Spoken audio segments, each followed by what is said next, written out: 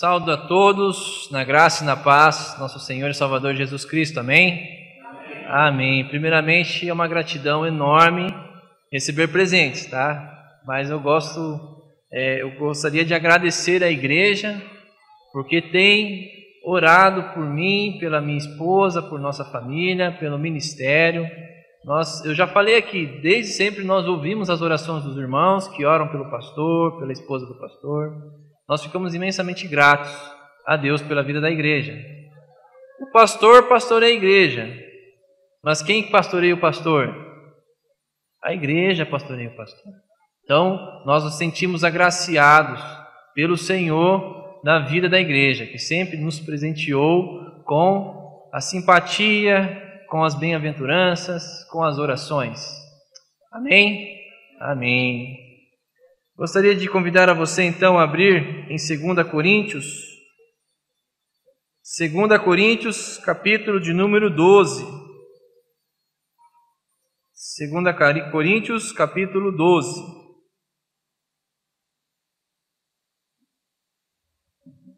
Nós iremos ler do verso 1 até o verso de número 10.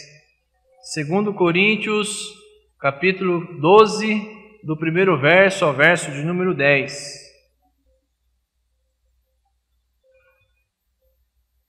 Se é necessário que me glorie, ainda que não convém, passarei a visões e revelações do Senhor. Conheço um homem em Cristo, que há 14 anos foi arrebatado até o terceiro céu. Se no corpo ou fora do corpo, não sei, Deus o sabe. E sei que o tal homem, se no corpo ou fora do corpo, não sei, Deus o sabe, foi arrebatado no paraíso e ouviu palavras inefáveis, as quais não é lícito ao homem referir. De tal coisa me gloriarei, não porém de mim mesmo, salvo nas minhas fraquezas. Pois se eu vier a me gloriar-me, não serei nécio, porque direi a verdade, mas abstenho-me para que ninguém se preocupe comigo mais do que em mim vê ou de mim ouve. E para não me ensoberbecesse com grandeza das revelações, foi-me posto um espinho na carne, mensageiro de Satanás, para me esbofetear, a fim de que não me exalte. Por causa disso, 3 vezes pedi ao Senhor que o afaste de mim. Então ele me disse: a minha graça te basta, porque o poder se aperfeiçoa na fraqueza. De boa vontade, pois me gloriarei nas fraquezas, para que sobre mim repouses o poder de Cristo. Pelo que sinto prazer nas fraquezas, nas injúrias, nas necessidades, nas perseguições, nas angústias, por amor de Cristo. Porque quando sou fraco, então é que sou forte. Vamos orar? Grandioso Deus e Pai, ó Senhor, estamos aqui para ouvir a Sua palavra, o Teu Evangelho, Pai. Coloque em nossos corações a disposição, ó Pai, de ouvir, de entender, ó Pai, e praticar a Tua palavra. Em nome de Jesus, amém. Eu comentei aqui agora, quem é que não gosta de ganhar presentes? Quem é que não gosta de ser agraciado com um abraço, agraciado com belas palavras? E quem é que não gosta de ganhar algo de graça, onde você não precisa pagar nada por isso? Agradecemos as pessoas que nos ajudam, agradecemos as pessoas que oram em nosso favor. Agradecemos ao Senhor por todas as boas coisas que Ele tem nos dado. Agradecemos ao Senhor pelo pão de cada dia. O tema que gostaria de trabalhar esse mês é referente a uma palavrinha tão pequena, mas com significado tão grande: graça. Graça. Um autor de um livro chamado Maravilhosa Graça, chamado Philip Yancey, ele diz que graça é a última palavra perfeita. Por quê? porque todos os seus usos nessa palavra ele consegue encontrar algo que retém um pouco da glória de sua originalidade. Ou seja, deixa eu falar uns exemplos para os irmãos aqui. Eu falei que nós gostamos de ser agraciados, mas também gostamos de agradecer. Grato. Grato é um sentimento de satisfação. E quando nós falamos que alguém é ingrato, essa pessoa não está satisfeita, ela está insatisfeita. Tanto grato como ingrato deriva de uma raiz, graça. Agradeço a Deus. A sua raiz vem da palavra graça. Uma palavra que no contexto teológico possui uma profundidade enorme. Graça, na teologia do Novo Testamento, também do Antigo, graça nada mais é do que um valor imerecido. Quando você pega algo de graça, talvez alguém já tenha pago por isso. Graça é um valor imerecido, algo que nós ganhamos. Deus, então, em sua graça, envia seu Filho amado Jesus para viver, sofrer e morrer em nosso lugar. E o que levou Deus a fazer isso até nós? Porque Deus sacrificou o seu Filho único em nosso favor. A total compreensão, a definição exata, definitiva do Senhor ter feito isso é um mistério. Nós não conseguiremos compreender o porquê que o Senhor mandou o seu Filho amado Jesus em nosso lugar. Nós falamos que é por amor, mas que amor é esse? Que amor é esse a uma criatura, como ser humano, que desobedece aos seus ensinamentos, que desobedece às suas ordens? E por conta do Adão, merecíamos a morte eterna. Mas Deus, com a sua graça, mesmo nós merecemos a morte, nos resgatou do império das trevas e nos presenteou com a sua salvação, através do teu Filho amado Jesus, mediante a fé, como nós lemos aqui em Efésios 2. Isso é graça. Nós não merecíamos nada diante do Senhor, porque nós desobedecemos a Deus, mas o Senhor, com a sua graça, nos salvou da morte, da condenação do pecado. No texto bíblico que acabamos de ler, Paulo está escrevendo aos Coríntios que a sua primeira carta é dedicada à igreja dos Coríntios devido às dificuldades que a igreja estava enfrentando com a imoralidade sexual, com os dons do Espírito Santo. Nós lemos hoje na Escola Bíblica Dominical sobre os dons do Espírito Santo. Paulo estava conversando com aquela igreja, apresentando que os dons, apresentando que ele era apóstolo. E no 2 Coríntios, alguns relatos que duvidavam, né? Nós não temos essa carta dos Coríntios até Paulo, mas Paulo menciona aqui que muitos irmãos duvidavam que ele era apóstolo do Senhor Jesus. E em resposta a isso, ele escreve que Paulo então tenta provar a comunidade que ele era um apóstolo, pois o Senhor Jesus se manifestou em sua vida. E um dos argumentos que Paulo usa para comprovar que ele era um apóstolo do Senhor foi de que ele conhecia alguém que chegou ao terceiro céu, foi arrebatado. Segundo alguns estudiosos bíblicos, alguns cientistas bíblicos que estudam a Bíblia, a palavra do Senhor, muitos relatam que esse homem que Paulo fala em terceira pessoa era o próprio Paulo. Porém, Paulo ele não quis se vangloriar de que ele foi arrebatado. Paulo então se escreve na terceira pessoa: conheço um homem. E por que Paulo faz isso? Paulo faz isso em reconhecimento da sua humildade perante os apóstolos também. Os apóstolos estiveram com Deus em vida, e Paulo chegou a presenciar até o terceiro céu, mas ele não fala que ele fez isso, que ele chegou até o terceiro céu. Paulo então fala: conheço um homem que chegou ao terceiro céu. Paulo, enquanto esteve vivo, soube dos mistérios de Deus após essa vida.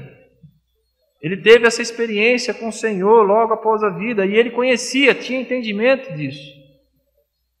Ele tinha entendimento do que estava acontecendo ali, do que seria o terceiro céu, o que seria o paraíso. E ele diz que não era nem mesmo lícito referir à comunidade aquilo que ele sabe, o conhecimento que ele tem de todas essas coisas sobrenaturais. Diante de todo esse conhecimento, Paulo não se vangloria nele mesmo. Paulo gloria na situação que ele sabe. Paulo dá glória a Deus por ele entender sobre esse céu. Paulo glorifica a Deus porque ele conhece sobre as coisas sobrenaturais no pós-vida.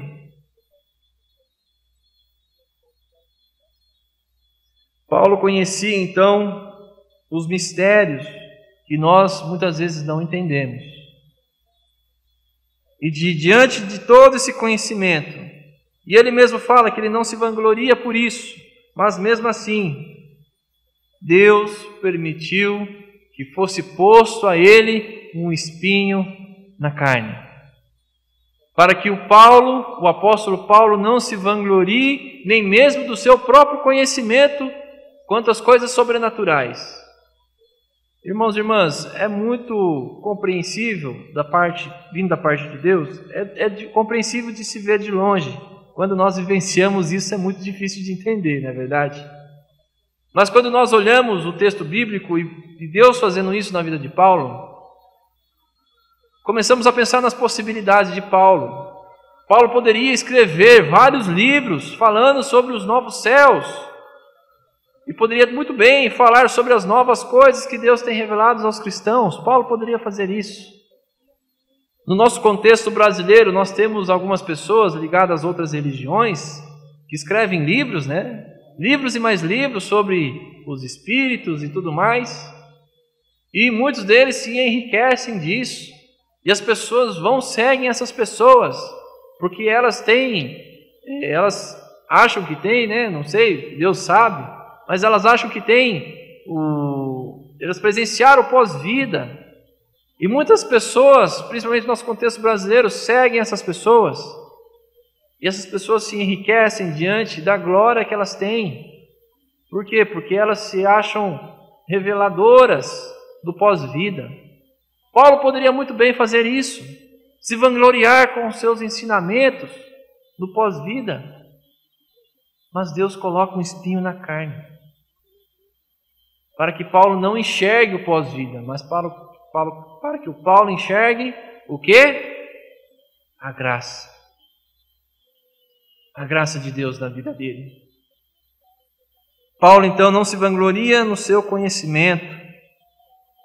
E no versículo 9 que diz: então ele me disse, quem disse o Senhor, a minha graça te basta, porque o poder se aperfeiçoa na fraqueza. O Senhor é determinante na vida de Paulo. Paulo não precisa mais se vangloriar. Paulo, você não pode se vangloriar nos seus ensinamentos no pós-vida. Você tem que se gloriar no Senhor, a partir da graça de Deus. Isso é determinante na vida de Paulo. Mesmo em meio às dificuldades que Deus desejou, que Deus permitiu na vida de Paulo. Percebemos que, diante das dificuldades que Paulo estava enfrentando com o espinho na carne, ele mesmo diz para o Senhor: retira de mim isso. 3 vezes ele disse, pedir ao Senhor: afaste de mim esse espinho. Nós percebemos então que Deus age em meio às dores. A graça se manifesta, a graça do Senhor Jesus é o poder em meio às dores, às dificuldades. O problema é que muitos de nós, mesmo quando nós passamos por algumas aflições, quando temos até um mesmo espinho na carne, nós temos a mesma postura que Paulo. Nós pedimos ao Senhor: Senhor, alivia esse sentimento, alivia essa dor está muito forte, alivia, Senhor. Muitas vezes nós somos como Paulo, pedimos alívio ao Senhor, mas o Senhor deseja que nós possamos enxergar a sua graça nesse momento, que é maior que até a nossa própria vida. E em muitos casos, nós temos a infelicidade de julgar aquilo que não temos condição de julgar. Quando vemos um irmão sofrendo, nós temos a infelicidade de julgar aquele irmão. Ele está sofrendo porque aconteceu isso na vida dele. Se não tivesse acontecido, ele não estaria sofrendo.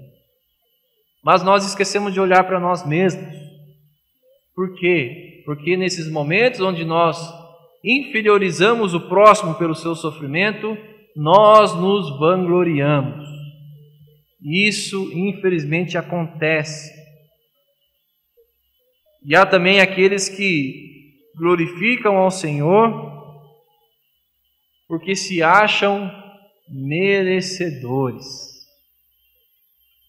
E aqueles que se acham merecedores da graça do Senhor começam a fazer inúmeras coisas. Ele faz, em alguns casos, ele faz. Para quê? Para ser reconhecido pelo Senhor, para ser lembrado pelo Senhor. Sendo que a graça de Deus não é isso, irmãos e irmãs. A graça de Deus é um valor imerecido. É o Senhor quem nos presenteia. É o Senhor quem nos dá. Em muitos casos, quando nós nos vangloriamos, quando nós estamos fazendo para ter reconhecimento do Senhor, muitos desses momentos nós precisamos realmente de um espinho na carne. Para quê? Para entendermos a graça do Senhor Jesus, para entendermos que nós já fomos aceitos pelo Pai. Isso é suficiente.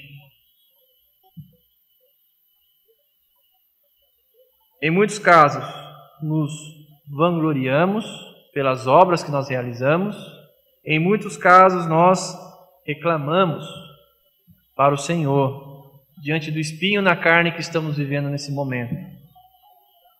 E por que nós reclamamos? Por que nós nos vangloriamos, em muitos casos, pelas nossas obras?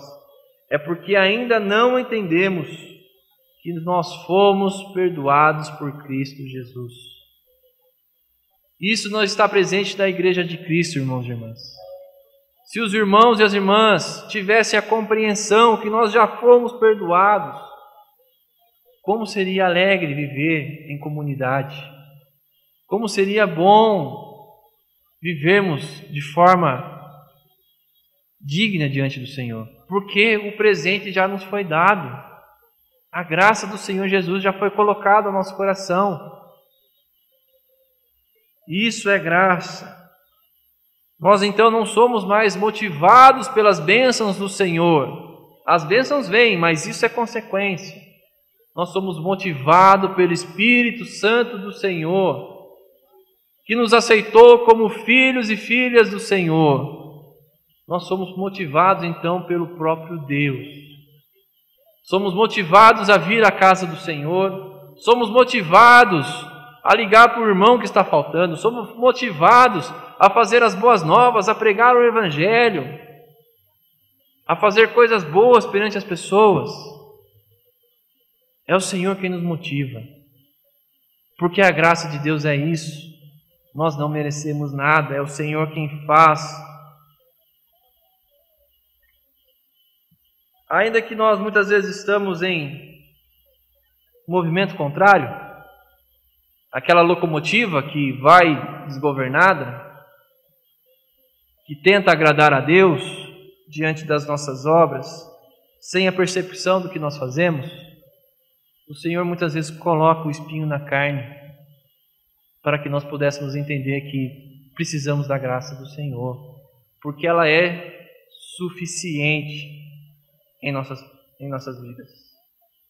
Paulo, a partir daquele momento, onde ele percebeu que na sua fraqueza o poder de Deus estava se revelando, ele começa a entender que a glória não estava no conhecimento que ele tinha no pós-vida, mas ele entendeu que a graça do Senhor era suficiente, porque mesmo em meio às fraquezas, ele percebeu a manifestação do poder do Senhor Jesus em sua vida. E quando ele entendeu isso, mesmo com esse espinho na carne, mesmo com conhecimentos que ele tinha dos céus, ele não precisou mais se vangloriar nesse conhecimento surreal que ele teve. Ele se gloriava no Senhor.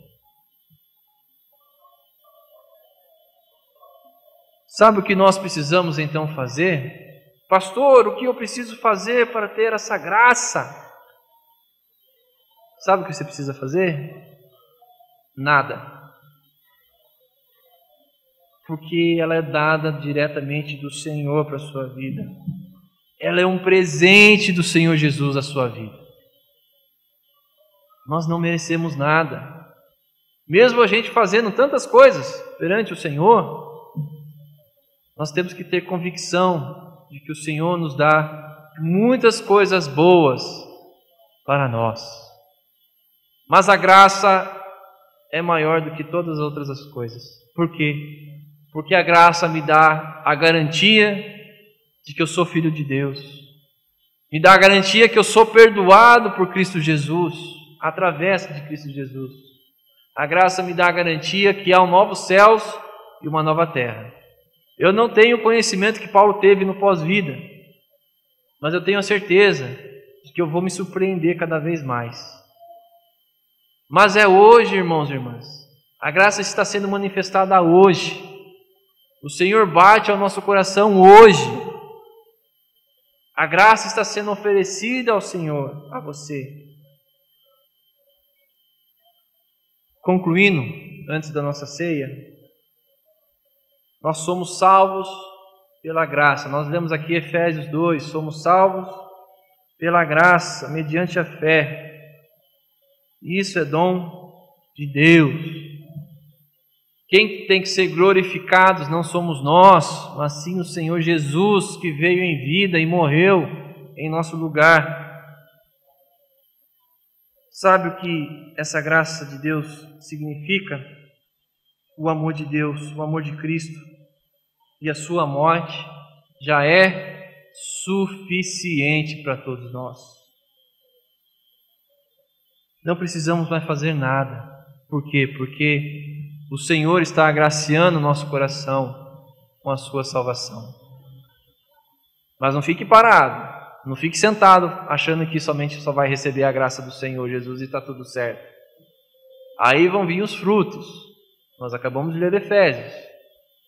Somos salvos mediante a fé para produzir bons frutos. Nós olhamos muitas vezes a igreja de Cristo, quantos frutos ruins que estão sendo produzidos, não é verdade? Isso porque não entenderam a graça do Senhor Jesus.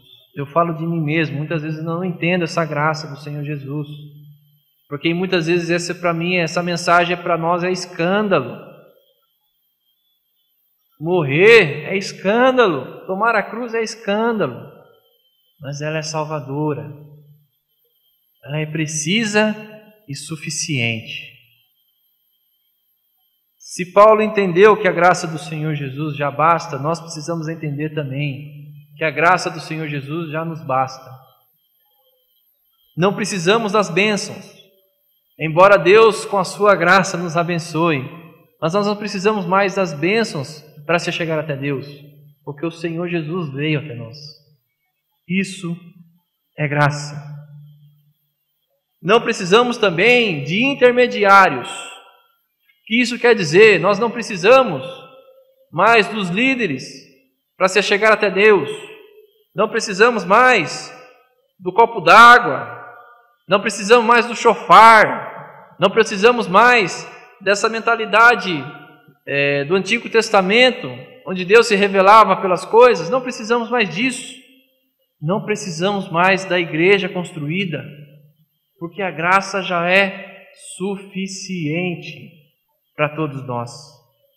Cristo já fez, já pagou o preço, se revelou e morreu em nosso lugar. Quando nós entendemos que a graça é suficiente, entendemos que meio às nossas tribulações e dificuldades, nós podemos e temos o desejo de se alegrar.